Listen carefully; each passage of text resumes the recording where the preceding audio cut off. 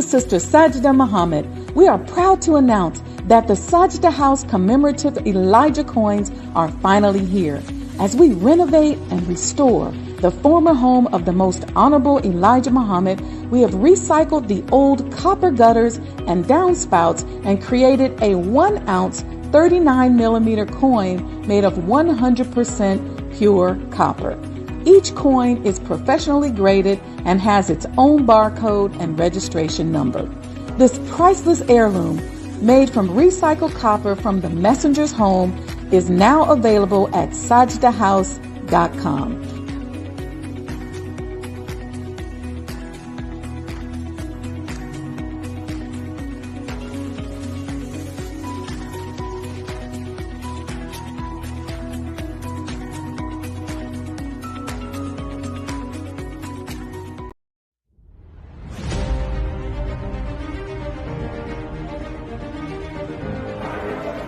You belong to yourself. You're an independent people, created from the nation of free people. Yes, sir.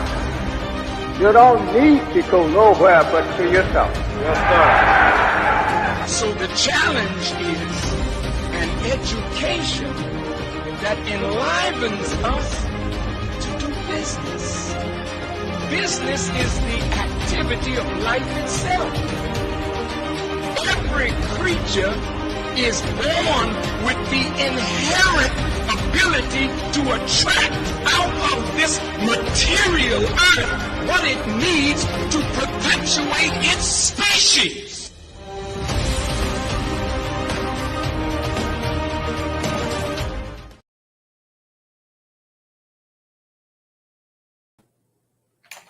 Welcome everyone. Assalamu alaikum, or peace be unto you. Ramadan Mubarak. Welcome to the MOEToday, or the Mind of an Entrepreneur Today series on manifestation, based upon the book written by Charles F. Hannell called The Master Key System. This series is an extension of my brand, The Mind of an Entrepreneur Today, or MOEToday for short. I developed this series back in 2011 and made it a part of my weekly radio broadcast. It became the foundation for the second half of the Mind of an Entrepreneur book. And so instead of publishing it as a book, I decided to recreate the series. So the Mind of an Entrepreneur brand of products and services explore mental strategies and offer free game on how to navigate the world of business. I offer a unique approach to business that combines traditional disciplines with consciousness. I'm an international businesswoman, an industry disruptor, a global thought leader, philanthropist, and master business and real estate developer. And I'm striving to become a god and a powerful manifester. So thank you for being here this evening. I am excited to take this journey with you. You all may know this. My goal is to help marginalized people around the world gain access to tools and strategies that will help us to become stronger, healthier, happier, wealthier, and to experience more love. I'm working to build a model using mental strategies that will help make doing for self infectious. I'm all about encouraging the creation of millionaire and billionaire conscious entrepreneurs who profit with a purpose, solve problems, and introduce much needed goods and services into our community. So welcome to the show. Make sure you like and subscribe to this channel. Be sure to give a review, especially if you like the channel. How is everyone? Ramadan Mubarak. I know that it can be a struggle, fasting. So not even water during the day, during daylight hours. And I know some of y'all are real hangry. You know, I was really tired yesterday, but today I felt really good and really energized. I wanted to play a video that a friend of mine sent me that may be some encouragement to you all. Check this out. Kyrie, on a personal note, you have said that you are fasting for Ramadan, which, for those who are unaware, means no food, no water from sun up to sundown. How do you muster the energy to go out and score 34 points with very little nutrition in your body? Well, it's a journey with God, and I'm not alone in this. I have brothers and sisters all around the world that are fasting with me, We hold our prayers and our meditations very sacred. And when you come out here, I mean, God's inside me, God's inside you, God's inside all of us. So I'm walking with faith, and that's all that matters. And when I get a chance to do this in this type of arena and showcase my talents that have been granted to me strictly from God, I'm humbled. He's not letting me score 34 to must win. I'll tell you that. Congratulations, Kyrie. Thanks, brother. How encouraging is that? This brother is doing Ramadan. He's practicing Ramadan, and he's playing in the NBA, scoring mega points. And we around here hangry and tired. Come on, y'all. Let's go. Let's do this. Let's make this a blessed Ramadan. I hope you all are setting your intentions as well. So anyway, just a little fun to encourage you. I want to start right in. This is part 13 of our manifestation series. I see you all in the chat. Welcome. Wa alaikum salam, Ramadan Kareem. Brother Lamont says, I'm eating. Thanks, Brother Lamont, for making that announcement, because it's still light over here in Chicago, so we cannot eat. Cynthia M, wa alaikum salam. Welcome. Make sure you all like and subscribe to the page. So I wanted to start with this. Our beloved mother Tynetta taught me years ago that revelation meets you where you are. Type that in the chat. Revelation meets you where you are. This is why when you pick up the Holy Quran, it seems to speak to you. Or every time you read Revelation, it feels differently and impacts you differently. It just depends on where you are. And we discussed in previous shows how we interpret Revelation as entrepreneurs and how important it is to reach for us to reach for our goals that require revelation in order to complete those goals, like getting out over your skis, so to speak, so that you're striving to complete a project or reach a goal brings you closer to God Himself. I'm talking about moving beyond your intellectual capacity. Revelation is a frequency level that is even more fertile than the frequency of love, because the frequency of love is a component of the spirit of revelation. But I will admit that I didn't understand what she meant. And I'll tell you a little later the question that I asked her and what made her respond like that, or what that was answering. Many of you are working on projects. You have businesses. You went through something during the pandemic. Many of us experience pauses and delays in our business or progress. We seem to plateau or have moments of acceleration, or moments even where the inspiration slows down. This is very common for many of us in business. I was reading this book I'm working on called The Secrets of Divine Love. I mentioned it last week. And the author stated that it can be said that the silence or space between revelations was part of the revelation. I'm going to say that again. It can be said that the silence or space between revelations is part of the revelation, because without that silence, we would not be able to integrate the message fully. Just as the space between words gives meaning to a sentence, or the silence between notes creates a rhythm, God is telling us that even in the silence or even in the slowdown, His mercy is presence. When Prophet Muhammad, peace be upon him, was asked why the Quran did not reveal all at once, the Quran replies by saying, so that we may strengthen your heart. That's Surah 25 and 32.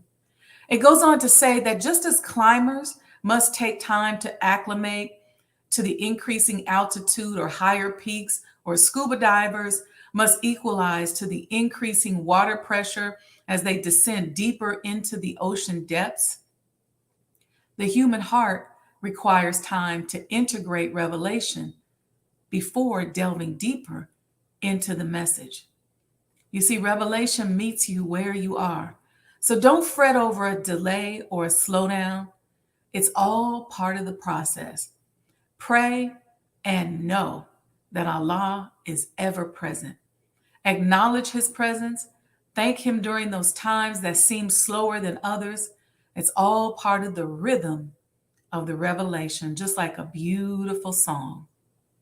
So I wanted to give that as our starting point as we move into this part. We're not going to be long today because y'all not the only ones on the East Coast that's ready to have something to drink. But type this in the chat. Revelation meets us where we are. We're going to start right in on the questions. We're at question 121. And the question is, what is the method by which natural philosophers obtain and apply their knowledge? And the answer is to observe individual facts carefully, patiently, accurately, with all the instruments and resources at their command before venturing upon a statement of general laws.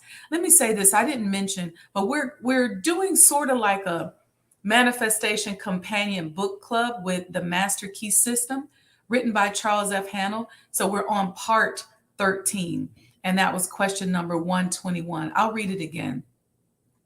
What is the method by which natural philosophers obtain and apply their knowledge? And the answer is to observe individual facts carefully, patiently, accurately, with all the instruments and resources at their command before venturing upon a statement of general laws. You know, this I found to be very, very interesting. It's important that we look for a law in everything. And going back to what I stated about the rhythm of revelation and the space between words and notes that create a rhythm, that's what happens with the progress of our projects and our business. They have a rhythm, and the revelation is meeting us where we are. And this particular question speaks about the method of applying knowledge and the observance of individual facts, the careful observance of individual facts, patience, accuracy, and using all the instruments and resources at your command before you make a statement. And I wanted to bring that up because I know I went through a thing for most of my life where I was incredibly sensitive. I'm still super, super sensitive. But as a child, I just didn't know how to deal with it. And as I grew older, I hated the fact that I was so sensitive. And so I tried very hard not to be sensitive.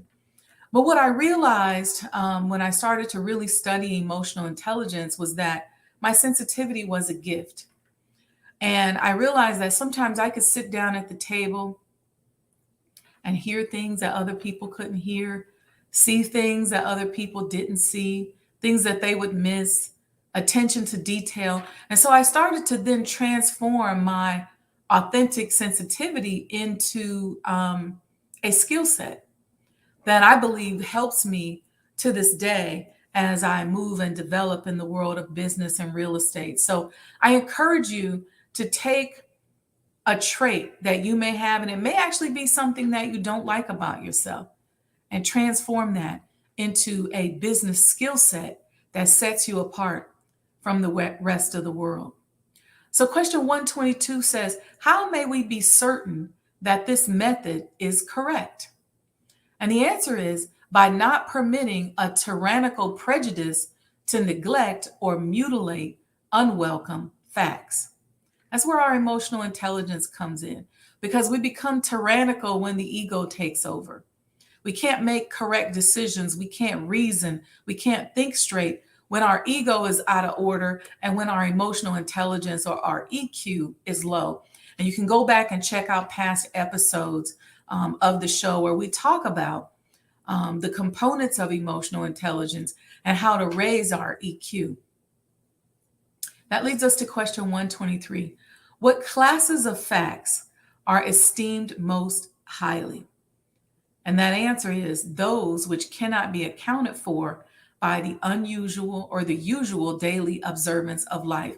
This goes back to when I talk about how we should create goals that in just the striving for that goal, it gets us closer to Allah. So trying to just get to that goal, we got to go to Allah and cling on to him and be so connected to him that we come out on the other end closer to him than ever. That's getting out over your skis. That's moving beyond your intellectual capacity. That's understanding that revelation meets you where you are. Now, question 124 says this: upon what is this principle founded? And the principle to the application of all this knowledge is reason and experience. Let me talk about that a little bit. Excuse me. My throat is dry and I can't get any water, so y'all got to bear with me. Learning to reason is very important. You can memorize and take in a lot of knowledge, but what about applying that knowledge? There are lots of smart people out here who are unable to execute. Smart people who can't manifest. People who really lack basic execution skills and are challenged to even be in business or to even do for self. In order to do for self, you must understand and work on the skill of execution. And remember, doing for self is not only just owning a business. Doing for self is doing for yourself. See, because even if you're working for a company, you have to see yourself as like a little corporation. Even if you're working for a nonprofit organization, your church, a newspaper, whatever it is, you have to make sure that you see yourself as a business. When I was going to high school, I saw myself as a little corporation.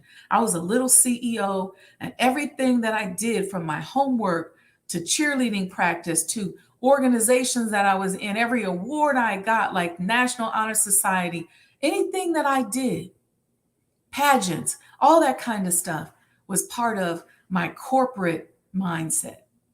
In order to do for self, you must understand and work on the skill of execution. I don't care what you're doing. If you say, hey, I'm going to do for self, I need to lose some weight. Well, you got to know how to execute that desire. The ability to reason has a fundamental impact on your ability to learn from new information and experiences, because reasoning skills determine how people comprehend, evaluate, and accept claims and arguments.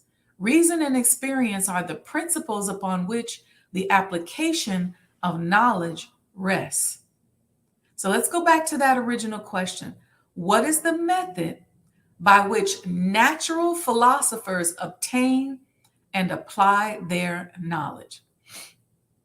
And the answer is to observe individual facts. So by observing individual facts carefully, careful observance of individual facts, patience, accuracy, okay? Before you make a statement, before you create a law, before you create a rule that stays in your head, you want to carefully review the facts. You want to patiently review the facts. You want to accurately review the facts. Okay, now let's discuss the importance of experience.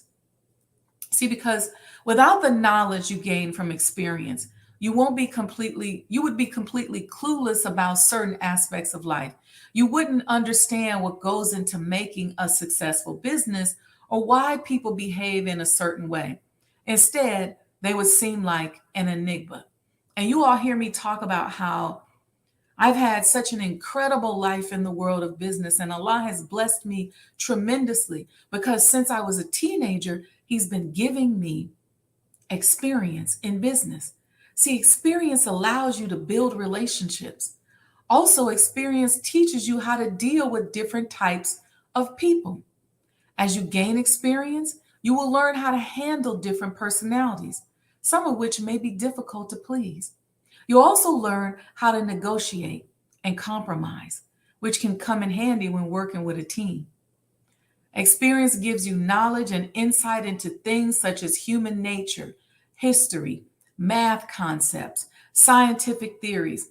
This kind of knowledge will help give you an edge when it comes to navigating the world of business. This is why getting out of your comfort zone and letting go of your safety net is so very important, because your comfort zone or your safety net gives you the illusion of success, but it is not success at all. In fact, it limits your ability to execute or manifest or make things happen. You'll talk a good game. You'll think a good game, but you won't be able to play the game. In fact, you won't even be in the game. So question 125 says, what does it destroy? So what does this application of knowledge in the manner that we've explained destroy? It destroys superstition, and it destroys precedent conventionality. And I would add here that this method of applying knowledge will increase your certainty. See, I've had experiences, some good and some not so good, that produce lots of lessons. And the byproduct of what I gain from many of those lessons is certainty. Type in the chat the word certainty. See, certainty about specific facts or situations is important, or certainty about what I want, or certainty about what I don't want, or even certainty about what I'm actually good at.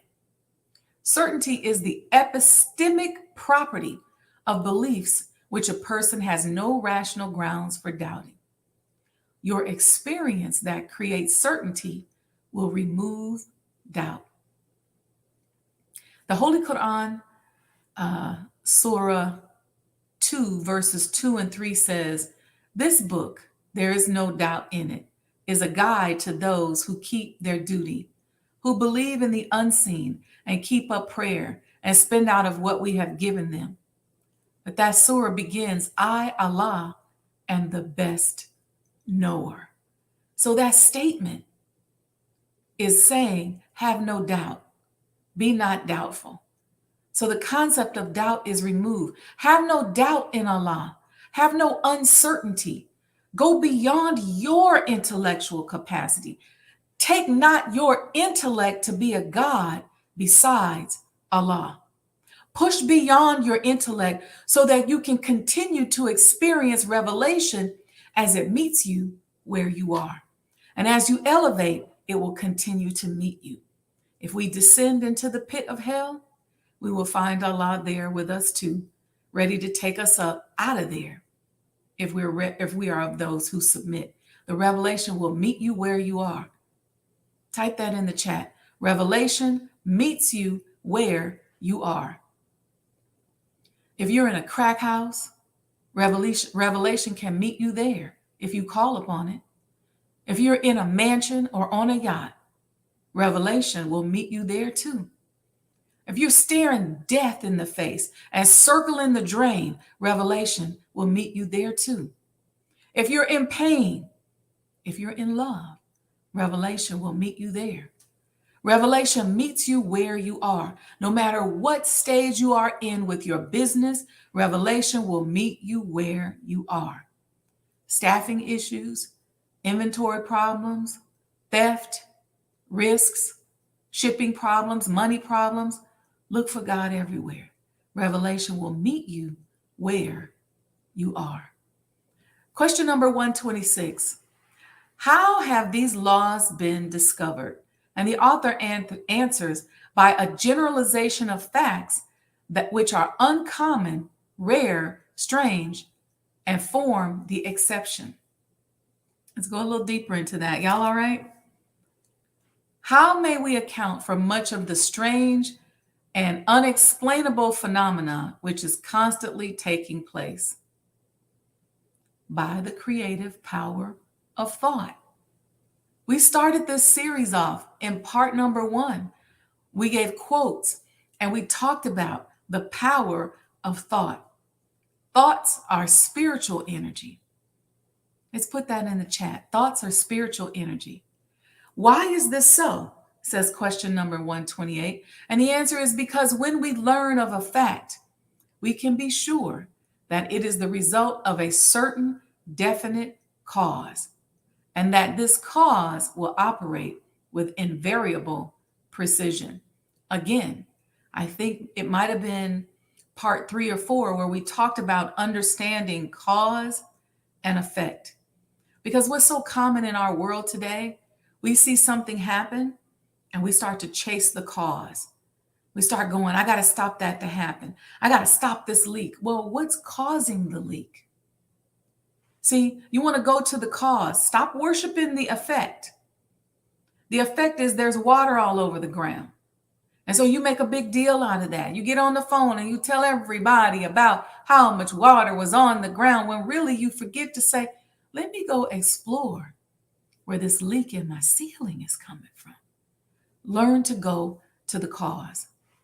That's the world we live in. The media and all that, they're just constantly talking about the cause over again. This happened, that happened. But what caused it? I'm sorry, they're constantly talking about the effect. But what caused it? This happened, this happened. Here's the effect. The effect of what? So question 129 says, what is the result of this knowledge? And the answer is, it will explain the cause of every possible condition, whether physical, mental, or spiritually. So that's what we're talking about. When you take the knowledge that you have and you apply it the way that we discussed at the beginning of this talk, you lay that knowledge over the effect, it will help you explain the cause. And you won't be caught up on a hamster wheel talking about the effect over and over and over again. You hear people say, I'm just not happy. I don't like this relationship I'm in. I just can't do it anymore. Okay, what is the cause and what are you going to do about it? That's the answer. Are you going to just continue to allow the effect to fester and become a disease and ultimately kill you? Or are you going to try to figure out what's causing it? That's what I'm trying to get at. So question number 30 says, how will our best interest be conserved? And the answer is by a recognition of the fact that a knowledge of the creative nature of thought puts us in touch with infinite power. Then the book goes on to say we can best conserve our interest by recognizing the infinite power and infinite wisdom of the universal mind, and in this way become a channel whereby the infinite can bring about the realization of our desire. So here, you guys hear me talk about all the time how I pray to Allah to allow me to be a conduit of Him, of His wisdom. And so this is talking about how you become that channel or that conduit, and you allow, they call it here the universal mind, but we're calling it Allah or God, and you allow God, right, to bring about the realization of our desires. This means that recognition brings about realization. Therefore, here's the exercise for this week. Here's the homework. I told y'all I wasn't going to keep y'all long today because I'm thirsty and I'm a little loopy because I haven't really been eating enough, but I'm going to do better tonight. Anyway, recognition brings about realization. And so here's our exercise this week. Make use of the principle. Recognize the fact that you are a part of the whole. You are a part of the whole, and that a part must be the same in kind and quality as the whole. The only difference there can be, or possibly be, is by a small degree. When this tremendous fact begins to permeate your consciousness, when you really come into a realization of the fact that you, not your body, but the ego, the I, the spirit, which thinks is an integral part of the great whole, that it is the same in substance and quality and kind, that the Creator could create nothing different from Himself. You will also be able to say, the Father and I are one. And you will come into an understanding of the beauty, the grandeur, the transcendental opportunities which have been placed at your disposal. So thank you for allowing me to share what I learned and used with you. When I asked Mother Tynetta many years ago, how is it that you can pick up the Holy Quran and turn to any page and it seems like it speaks to you? And she responded so matter-of-factly by saying, revelation meets you where you are. It took me years to figure that out, Mother, and understand what you really, really were saying to me. So the idea here today is for us to really practice understanding and knowing that we and Allah are one. We are part of a whole. And the other part of that is that revelation meets us where we are. So what does that mean? We want to look for Allah everywhere and in everything and understand that he's always there, just like we talked about in the talk today. So as entrepreneurs, as we're building our businesses, as we're moving forward, understand that as we're moving towards our goal, and if we've set goals that are high enough, that is requiring us to get closer to Allah in order to complete those goals, then we have to just continue to go dig deeper into ourselves, go deeper into ourselves. Look for who we are. Look for that extra quality. Look for that thing about ourselves that we threw away, that thing about ourselves that we don't like. Find Allah in everything that we do. And we will soon be able to realize that he's right there. So we have to first recognize his power. We have to first understand that his power is there. We have to desire that his power helps us. And we can't take our intellect or mistake our intellect to be God's besides Allah. All right. So remember, y'all, don't chip and dip me today. The information here at the bottom is where you can make your donation on Cash App. Remember, we're giving flow, and we are encouraging ourselves to stay in the flow. So when we receive something, we give. We're always in flow mode. We're never in taker's mode. We're always allowing ourselves to flow. When we give information, we get information. When we need something, we give. We're always working and working and working to create that flow. Never take information from somebody and act like a dog with a bone and go over in the corner like you stole something. Somebody gives you something. If they give you a smile, give it back. If they give you the greetings, give them back. A person says, Assalamu alaikum, you say, Wa alaikum salam. A person says, peace be unto you. You say, peace be unto you also. Person says, Ramadan Mubarak, you say, Ramadan Kareem. So you want to always give and then make sure that that flow is how your life is operating. Don't get money, go hide it, act like you ain't got none. Flow with it. I'm not saying give away all your money, but if somebody gives you something and maybe you don't want to give money, maybe you just want to pray.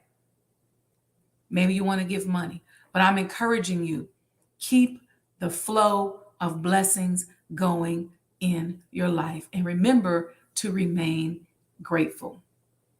So blessed Ramadan to all of you all. It's just about time for us over here to have something to drink and get a meal. So I'm going to let you all go and let you get off of here. Please share the show with others. I know that a lot of people look at the shows. I was looking at the numbers and the analytics, and I was really blown away. You guys must really be sharing, and so I really appreciate it. And join the Sajda Circle of Winners. Text Do For Self to 855-574-9099.